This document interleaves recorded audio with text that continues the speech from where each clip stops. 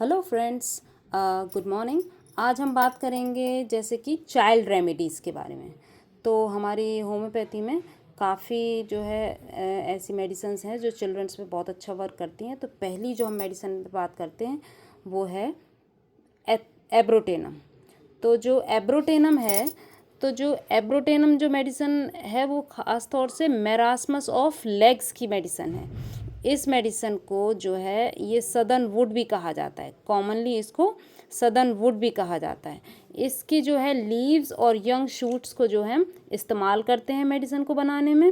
Compositae family का ये जो है प्लांट है, कंपोजिटी यानी कि सूरजमुखी वाली फैमिली का। इसके बाद इसकी जो क्लास है वो क्लास 1 में से रखा गया है।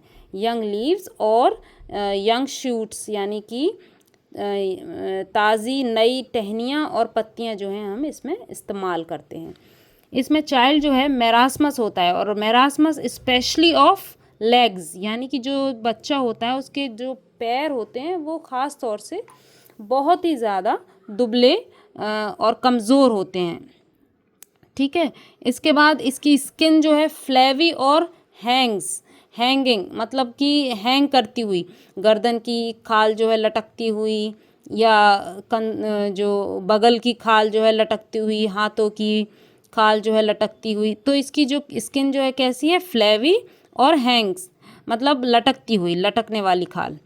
चाइल्ड जो होता है उसका नेचर वाइज वो इल नेचर्ड होता है, इरिटेबल होता है, क्रॉस यानी गुस्से वाला होता है, वॉयलेंट यानी कि कुछ वॉयलेंट करने वाला, कुछ क्रूअल वॉयलेंट करने वाला, ठीक है, वॉयलेंस करने वाला, ठीक है। Would like to do something cruel, कुछ क्रूअल एक्टिविटी करने वाला बच्चा, यानी कि कुछ अच्छा नहीं करता है ये बच्चा, बहुत ही बुरे नेचर का होता है, इरिटेबल होता है, गुस्सैल होता है, वॉयलेंट होता है, और something do want to do cruel, कुछ वो क्रूअल करना चाहता है। इसके बाद losing flesh while eating well, बच्चा अच्छा खासा खाता पीता है लेकिन फिर भी इसके शरीर को वो खाना लगता नहीं है, और खाना तो इतना खाता है जैसे कि उसको इसकी भूख को कोई सेटिस्फाई ही नहीं कर सकता, जिसको कहते हैं रेवेनस हंगर। इसकी भूख जो है कभी सेटिस्फाई नहीं होती है।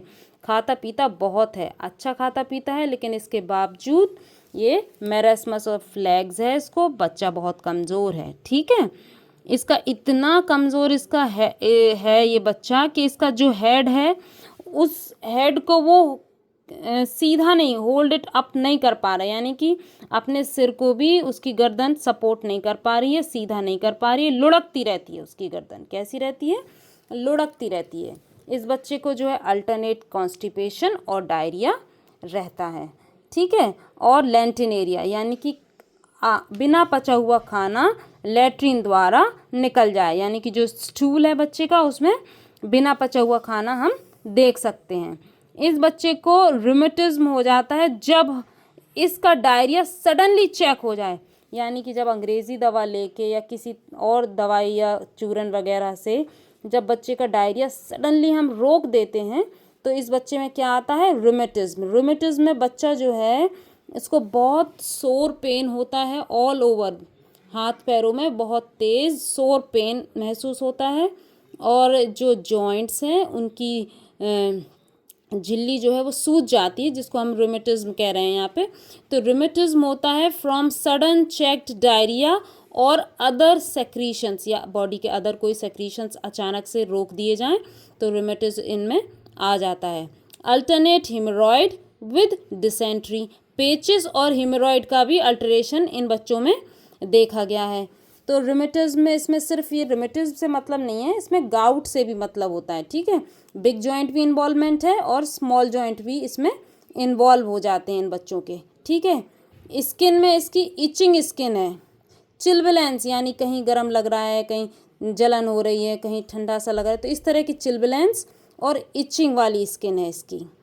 फेस इसका ओल्ड फेस, पेल फेस और रिंकल्ड फेस, बहुत झुर्रियों वाला, एक पीला पीला सा होने वाला फेस यानी जिसमें एनीमिक फेस कहते हैं, और ओल्ड मैन फेस यानी कि जैसे बूढ़े लोगों का फेस होता है जिनकी त्वचा जो है लटकी हुई होती है, ठीक है, वैसा फेस।